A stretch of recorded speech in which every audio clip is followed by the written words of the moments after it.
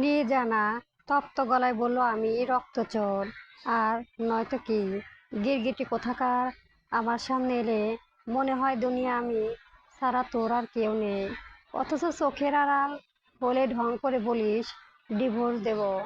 এমনিতেও তোর জীবনটা ঠেলে ঠুলে পার করছি, আর তার উপর তুই আর তোর ওই টাক করা বাপ। কেন আমার ধৈর্যের পরীক্ষা নিচ্ছিস বলতো? নির্জানা কিঞ্চিত থেমে বলল, নাটক তুমিও কিছু কম করো না। এখন ফোনটা রাখো আর খেয়ে নাও। আর হ্যাঁ, বিধবা থাকতে যাবে কেন তুমি? আরেকটা বিয়ে করে নিও। তোমার কাছে তো আর কাউকে ভুলে যাওয়া তেমন কঠিন কোনো ব্যাপারই না। নতুন বউ ঘরে এলে সে থাকবে চারপাশে, আর মনের ভেতরে থেকে যাবে তোমার এক্স। ব্যাস, হিসেব খতম। নির্জানাকে আর কোনোদিনও মনে পড়বে না। কথাটা বলেই থমকে গেল নির্জানা। বুকের ভেতরটা মনে কেমন যেন খসখস করে উঠল ওর। মনে হলো না বলেই বুঝি ভালো হতো। ওপাশে কলরব মুহূর্তের জন্য একদম স্তব্ধ হয়ে গেল। থমথমে নীরবতা ভাঙলো তার ভারী কণ্ঠ। বাড়ি আসছো কবে? চমকে উঠল নির্জানা। নিঃশ্বাস আটকে ফেললো। মনে হলো সে বুঝি ভুল শুনেছে। আমতা আমতা করে শুধালো, কেন? বাড়ি যাব কেন? কলরব শীতল গলায় উত্তর দিল, কেন আবার? বিয়ের জন্য মেয়ে দেখতে যাব। তোমার কেন যেন মনে হয় তোমার রুচি আর পছন্দ বেশ ভালো। এভাবে কেন কথা বলছো? কিভাবে বলছি মানে? ওই আমি তো। কলরব মৃদু হেসে বলল, তুই তুকারি করে কথা বলি বলে কার মনে যেন বিরাট রাগ জমেছিল, তাই না? মোটেও না, অস্বীকার করলো নির্জানা। কলরব ধাঁধালো গলায় বলল, তোমার মাকে কি বলেছো? তুমি আর এই অধম জামাইকে কোনোভাবে ছাড়তে চাও না? কথাটা কানে যেতে নিয়ে জানা দুটো কান নিমিষে গরম হয়ে শিরশির করে উঠল। অষ্ট গলায় কোনো মতে বলো, তুমি প্লিজ স্বাভাবিকভাবে কথা বলো তো। আমি না সব কথা কেমন যেন গুলিয়ে ফেলছি। ওপাশে হঠাৎই কলরবের গমগমে হাসির শব্দ ভেসে এলো। হাসতে হাসতেই বেশ গম্ভীর সুরে বলল, তাহলে একটা সত্যি সিরিয়াস কথা বলি। I love you. I really love you. Nirjana বুকের ভেতরটা ধক করে উঠল। কলরবের কণ্ঠস্বর গাঢ়, গভীর। নিমিষে এক অদ্ভুত লজ্জা লামিয়ন আভা রেঙে উঠল নির্জানার দুই গাল।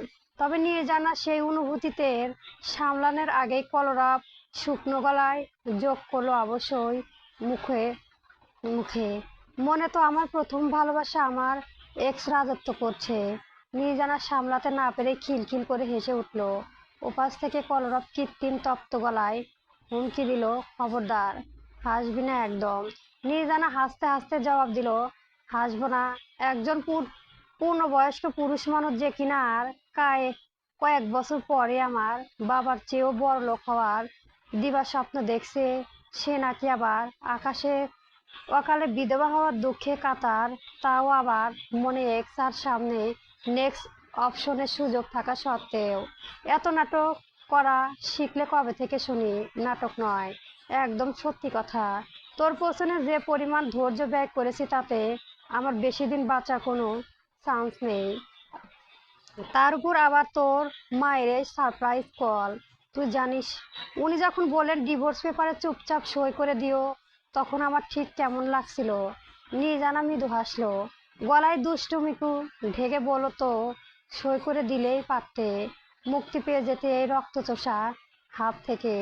বয়ে গেছে আমার মুক্তি পেতে এগুলো বছর ধরে তোকে আগলে রাখতাম, এত যন্ত্রণা সহ্য করলাম, আর এখন অমনি অমনি ছেড়ে তোকে ছেড়ে দেব?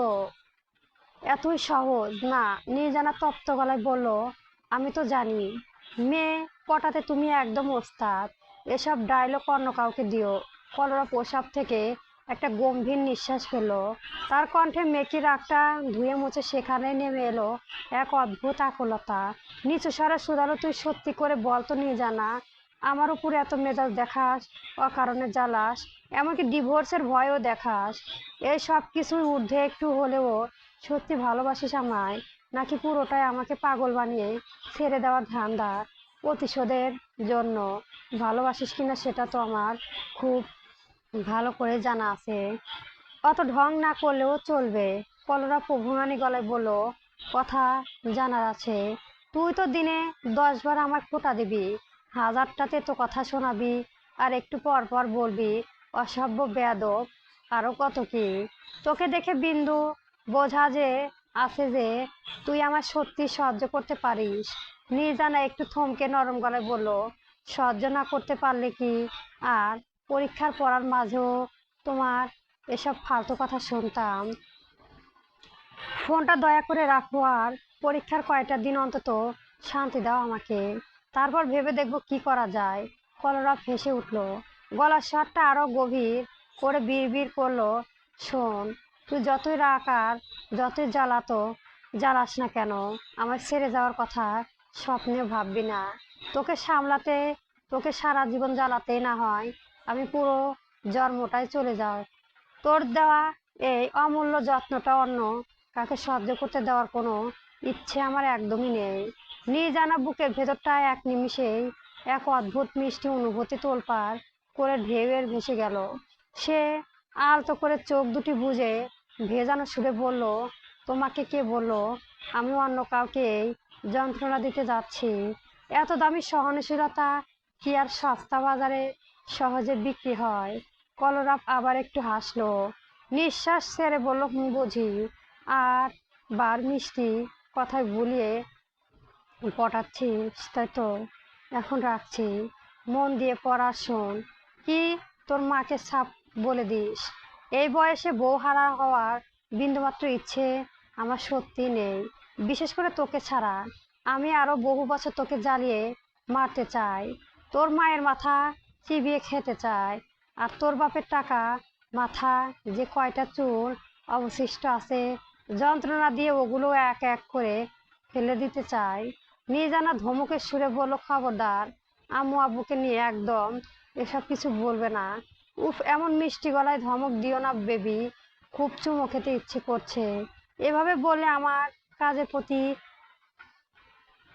কনসেস্টেন্ট করতে সুবিধা হয়ে যাবে। রাখছি ফোন। বাপ মা আর মেয়ে তিনজনে মিলে আমার জীবনটা পুরো তছনছ না করে ছাড়বি না। ঘটনা পরেই দিন দুপুরে মাঝহার একটা রূপ নিল গভীর ক্ষোভে। মুখ ফুপিয়ে বসেছিলেন এমনিতেই, কিন্তু কায়েব যখন বিয়ের পরের দিন নতুন বইয়ের রান্নাঘরে নিয়মকানুন নিয়ে কথা বলল, তখন আর কথা বাড়ানোর সমীচীন মনে করলেন না। থমথমে এক নীরবতা বজায় রেখেই নিজের ঘরে চলে গেলেন। রান্নাঘরের পরিবেশটা অবশ্য অন্যরকম। মৌনিতা আর মিলু সেখানে ব্যস্ত ছিল। মাঝখানের টেবিলে বসে রাখা হয়েছে নবনীকে। শারীরিক অবস্থার কারণে খুব বিশেষ প্রয়োজন ছাড়া তাকে হাঁটাচলা করতে দেওয়া হয় না। কায়েব উর্মিকে সঙ্গে নিয়েই রান্নাঘরে ঢুকেই শান্ত কণ্ঠে শুধালো, ভাবি, তোমাদের কোনো অসুবিধা আছে? যেহেতু বিয়ের পরের দিন সম্ভব হয়নি, আমি চাইছি সেটা আজকে হোক। মৌনিতা উত্তর দেওয়ার আগেই ওপাশ থেকে মাঝহা করা ডাক ভেসে এলো। ডাক শুনে মৌনিতা তাড়াহুড়ি করে সেই দিকে ছুটল। পরিস্থিতি সামাল দিতে নবনী মৃদু হেসে বলল, উর্মি, তোমার যা রান্না করতে ইচ্ছে হয় তুমি সেটাই করো, কোনো অসুবিধে নেই। কথাটা বলেই নবনী আর মিলু রান্নাঘর ছেড়ে বেরিয়ে গেল। রান্নাঘরের মাঝখানে মাথা নিচু করে জড়সড় হয়ে দাঁড়িয়ে ছিল উর্মি। সবাই যেতে সে ধীরে ধীরে মুখ তুলে কায়েবের দিকে তাকালো। কায়েব অবশ্য তখন পুরো নির্বিঘ্ন শান্ত ভঙ্গিতে রান্নাঘরে এদিক ওদিক পরখ করছে। উর্মির কণ্ঠ স্বাভাবিক রাখার ব্যর্থ চেষ্টা করে বলল, আপনি কেন শুধু শুধু আপনার মায়ের সাথে ঝামেলা করছেন, তা আমার মতো একজন নগণ্য মানুষের জন্য? কায়েবের হাত তখন হলুদে বয়াম। কথাটা কানে যেতেই হাত থেমে গেল তার। বয়ামটা রেখেই হুট করে ঘুরে দাঁড়ালো সে। গভীর কণ্ঠে বলল, আপনি নগ্ন নাকি অন্য সেটা তো পরে বুঝবো, আপাতত আমি বুঝতে পারছি না আপনাকে কি রান্না করতে বলবো। কায়েবের অলক্ষ্যে ডান হাতে উল্টো পিঠের চোখের কোণে জমা টলমল জলটুকু মুছে নিল উর্মি। বাষ্পরূপ গলায় বলল, আপনি আমার কথা কেন বুঝতে পারছেন না? কায়েব এক পা এগিয়ে এসে জবাব দিল, আপনি বা আমার সাথে কোন কেন সহজ হতে পারছেন না? স্বামী হয়ে আপনার বিয়ের অনেকটা সময় পার হয়েছে। কায়েব আরও কিছুটা কাছে সরে আসতেই উর্মি প্রথমবারের মতো ছেলেটার চেহারার দিকে চোখ তুলে তাকালো, অবশ্য কিছুটা দ্বিধা আর জড়তা নিয়ে। ফর্সা ত্বকের নিখুঁত গাঢ় সুগঠিত মুখবয়ন আর জোড়া ভ্রু, নিচে একজোড়া গভীর চোখ। চেহারাটা ভেতরে কেমন একটা প্রসন্ন স্নিগ্ধতা লুকিয়ে আছে। সুদর্শন পুরুষ বলতে যা বোঝায়, কায়েব ঠিক তাই।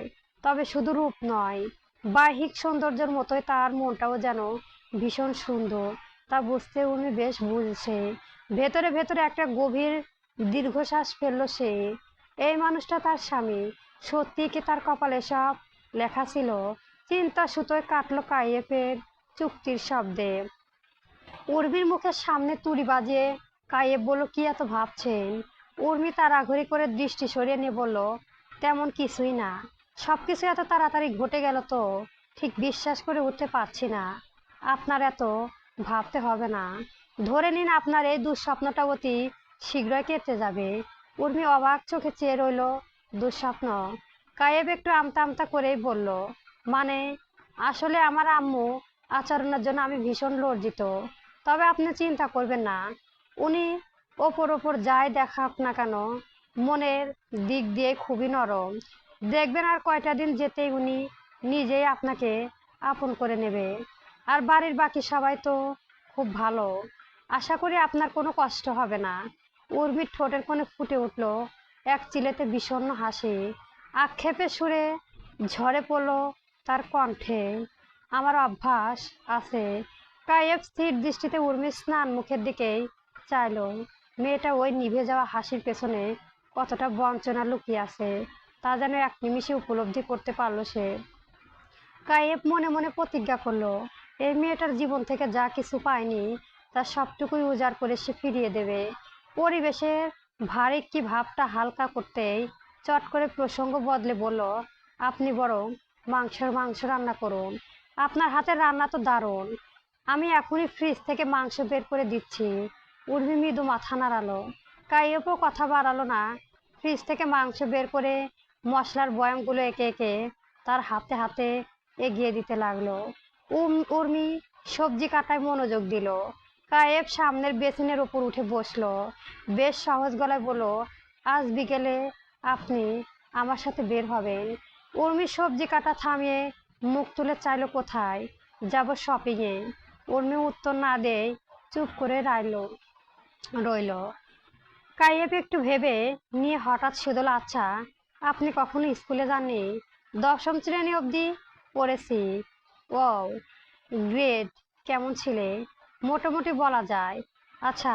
উর্মি মনোযোগ দিয়ে কাজ করছিল, কিন্তু হঠাৎ করে একটা অদ্ভুত আষ্টতা চেপে বসলো তার উপর। কাইয়েব কিভাবে যেন স্থির দৃষ্টিতে চেয়ে আছে তার দিকে। না তাকিয়ে উর্মি স্পষ্ট অনুভব করতে পারছে সে চাহনির প্রখরতা, সংকোচ, অস্বস্তি নাকি মনের ভেতরে অচেনা কোনো অনুভূতির চাপ ঠিক বোঝা গেল না। তবে মেয়েটার ফর্সা কপালে বিন্দু বিন্দু ঘামে জমে উঠেছে। কপালের চারপাশে ছড়িয়ে থাকা ছোট্ট ছোট্ট রেশমি চুলগুলো এসে পড়েছে চোখের উপর। দৃষ্টি আগলে ধরেছে তারা। কয়েক হাত বাড়িয়ে খুব যত্ন করে সে অবাধ্য চুলগুলো উর্মির কানের পেছনে গুজে দিল। আকমিত স্পর্শে শিউরে উঠল উর্মি। একটা অচেনা বিদ্যুতিক অনুভূতি শিরশির করে ছড়িয়ে পড়লো তার প্রসঙ্গ। ঠিক তখনই কায়েব গভীর কণ্ঠ ভেসে এলো, আপনার আমাকে পছন্দ তো? অপ্রত্যাশিত প্রশ্নে চমকে গিয়ে চোখ তুলে তাকালো উর্মি। কাইয়েব খুব আগ্রহ নিয়ে চেয়ে আছে তার প্রাণে। যে দুনিয়ার সবচেয়ে গুরুত্বপূর্ণ কোনো প্রশ্নের উত্তর খুঁজছে না সে। কাইয়েবের কাছে অবশ্য প্রশ্নটা আসলে ভীষণ গুরুত্বপূর্ণ। উর্মি এক মুহূর্তের জন্য দিশেহারা হয়ে পড়ল। চট করে কি বলবে ভেবে পেল না। বুকটা পিট পিট ঢিট ঢিট করছে তার। শেষে মেটে মাথা নিচু করে স্নান গলায় বলল, জানি না। কায়েব আর নিজেকে ধরে রাখতে পারল না, শব্দ করে হেসে উঠল। মেয়েটার ফর্সা গাল দুটো ইতিমধ্যে লজ্জায় লাল হয়ে উঠেছে।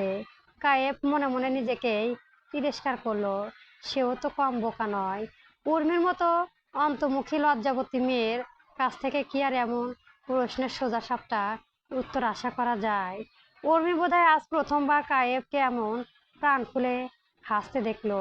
সে অপলক চেয়েছিল, তাই কায়েবের চোখ ফেরাতেই দুজনার দৃষ্টি মিলল। কায়েব চোখ না সরিয়েই বলল, তাহলে জেনে বলুন। উর্মি বুঝতে না পেরেই পিট পিট চোখ চাইল কি, নিজের জীবন সঙ্গী পছন্দ করার অধিকার আপনার 16 আনা আছে। যদি আমাকে পছন্দ হয় নির্দ্বিধায় বলতে পারেন, আমি নিজে দাঁড়িয়ে থেকে আমার বইয়ের আবার বিয়ে দেব, তাও তার পছন্দের মানুষের সাথে। কায়েব সিরিয়াস মুখে অদ্ভুত বলা ভঙ্গি আর কথাটা শুনেই যদিও উর্মি সেই মিষ্টি হাসিটা স্থায়ী হলো খুব অল্প সময়ের জন্যে, তবুও কায়েফের মনে হলো এর আগে কাউকে সে এত সুন্দর করে হাসতে দেখেনি। হয়তো মেয়েটাকে বারবার শুধুই অঝরে কাঁদতে দেখেছে বলে আজকে এই এক চিলতে হাসিটাই এত মায়াবী লাগছে। ঠিক যেন কাল বৈশাখী প্রচণ্ড তাজবের পর আকাশে এক চিলেতে কাঙ্ক্ষিত রোদের উদয়, যা নিমিষে রুক্ষ মেরুতেও আনন্দে বৃষ্টি বয়ে যায়। দুপুরের খাবারের টেবিলে অবশ্য বিশেষ কোনো কথাবার্তা হলো না। পরিবেশটা বেশ থমথমে থাকলেও সবাই শান্ত মনে তৃপ্তি নিয়ে খেলো। খাওয়া দাওয়ার পূর্ব চুক্তিতে দিব্য দিয়া আর নবনী একসাথে বেরিয়ে পড়লো নবনীর বাপের বাড়ির উদ্দেশ্য। কলরব ওদের গেটের মুখ পর্যন্ত এগিয়ে দিয়েই ঘরে ফিরতে একবারের মুখোমুখি হয়ে গেল আশরাফ তালুকদারের। কলরব কিছু না বলে চুপচাপ পাশ কাটিয়ে চাইলে চলে যাচ্ছিল, কিন্তু আশরাফ তালুকদারের গম্ভীর গলা ডাকে থমকে দাঁড়ালো তো হলো তাকে। তোমার সাথে কথা আছে।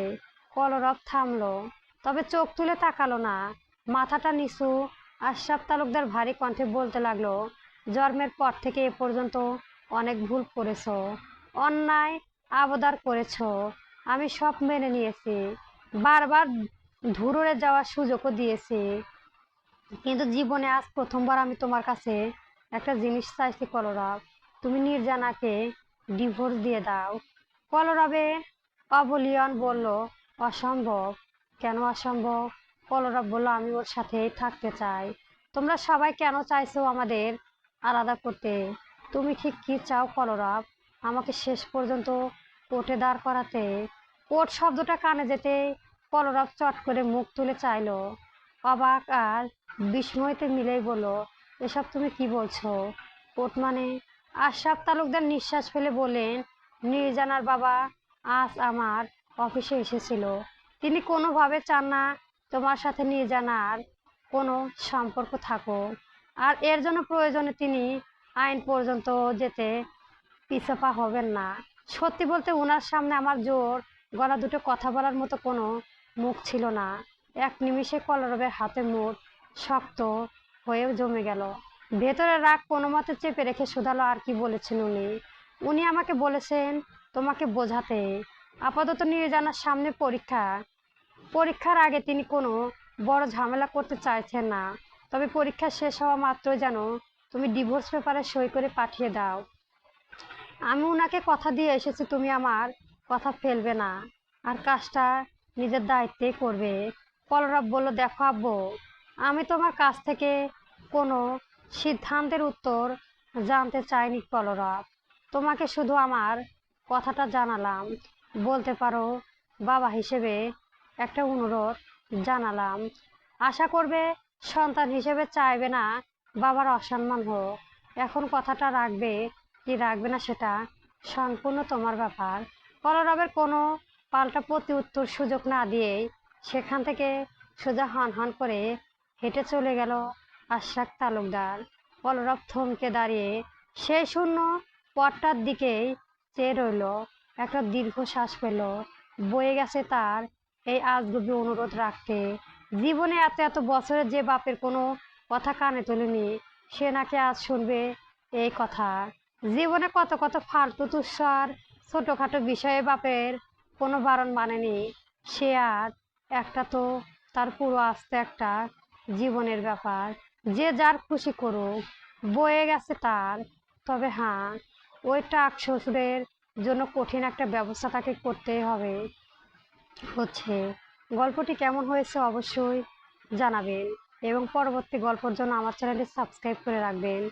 গল্প এই অবলায় চলবে।